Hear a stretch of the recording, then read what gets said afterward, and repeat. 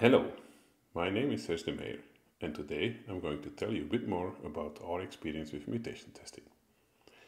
Who are we? Well, we are a European research project investigating the next level of test automation. Mutation testing was high on our agenda as it's one of the most promising techniques to assess the strength of a test suite.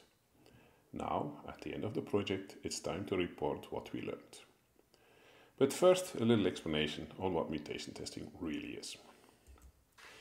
Today, software gets released faster and faster. Several times per day is no exception. This implies that software teams attempt to automate the workflow, including the quality assurance. The test suite is a crucial factor. We run it against the software, and if it's green, we trust that the system has no critical bugs. However, if there is a bug in the system, we want the test suite to go red and show us what is wrong. The question then becomes, can we trust our tests? Are they strong enough to find the bugs that matter?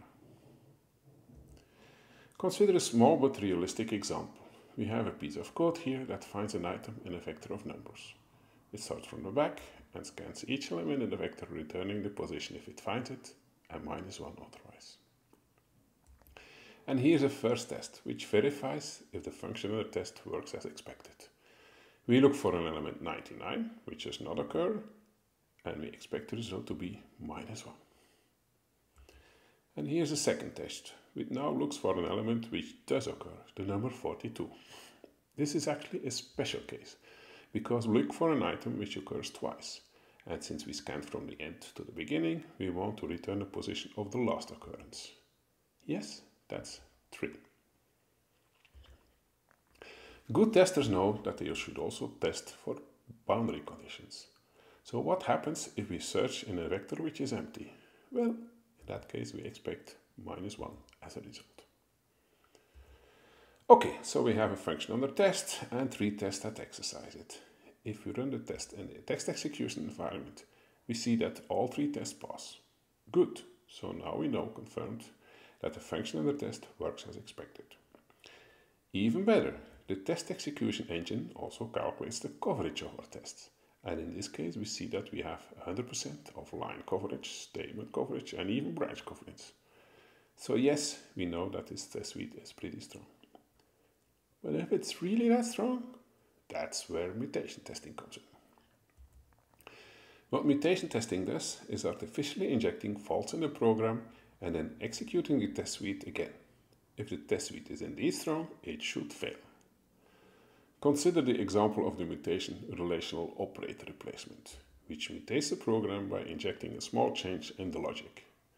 In this case, it changes the greater than or equals into a smaller than in the for loop, which goes over the vector. So now the for loop will never do something. Will our test suite detect this? Well, here we see the mutated version of the program, and if we run the test suite, there is 1 test that fails. Good, so our test suite is strong enough to kill this mutant. And yes, if you hear test engineers talking about killing mutants, this is a perfectly sensible thing to do, and is actually a good thing. Here's another mutant. This time we replace the greater than or equal by a strictly greater than. So now the for loop will not scan the whole complete vector. Will our test suite detect this?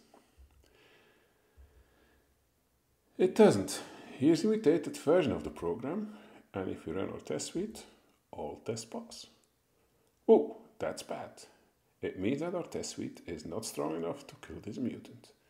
And then we, as test engineers, know that we should strengthen our test suite by writing additional tests. If we analyze this case a bit deeper, we see that there is 1 boundary case which is not covered, when the item we are looking for is on the very first position of the vector. So we write an addition test looking for the element, and we expect the position to be 0. And yes, if we add this test to the test suite and execute it against the function under test, we see that 1 test fails. So our test suite became strong. Good. In the example so far, we injected the mutations manually. This is of course very slow and tedious. The good news is that the whole part of injecting mutants, executing the test suite and reporting the result is supported by tools. And if you run such a full mutation analysis over your system, you get a detailed report showing where your test suite is strong and where it is weak. Under the umbrella of the TESTOMAT project, several mutation testing tools have been created. For Java we offer Little Darwin, for C and C++ we offer Dextool and MuTools, for C# there is Testura, and last but not least, in the automated debugging department we have a tool called PinDown. They all have been validated in realistic circumstances, so you can get a head start by trying them out yourself. And several companies in the TESTOMAT project have done so. They run pilot projects with some teams within their organizations. And all of them confirm. Yeah, it takes a while to set up properly. And yeah, it adds a lot of extra time to your build pipeline. And yeah, you need to persuade your team members to actually analyze the results.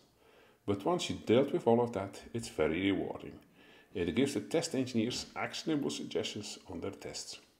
Both in the short term, they get better tests for recently added code, but also in the long term, the tests themselves become more maintainable. Which brings me to the end of the video. If you want more information, go to the website of our project. We have a series of small booklets there, and one of them specifically on mutation testing. It contains a lot of other useful information, among others, issues like equivalent mutants, flaky test, incremental mutation testing, etc. You can also follow us on Twitter to see recent updates on our activities, or you can go to the YouTube channel to see other videos on next level test automation. Rest me to thank our sponsors, the University of Antwerp and Ericsson as our primary affiliations, but also ITEA and Vinova, the primary sponsors of our research project. Thanks for watching, see you next time.